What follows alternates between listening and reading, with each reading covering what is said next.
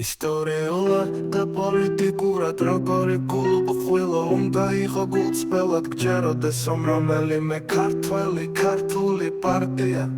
შენ მეგრელს მეგრული ენის გადარჩენაში დაგეხმარება ასეთი ქართველი ჯერ არ დაბადებულა არც ქართული პარტია დაარსებულა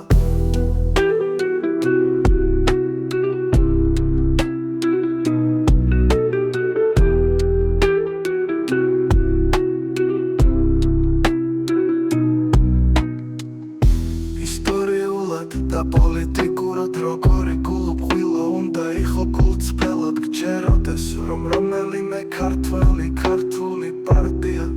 შენ მეგრელს მეგრული ენის გადარჩენაში დაგეხმარება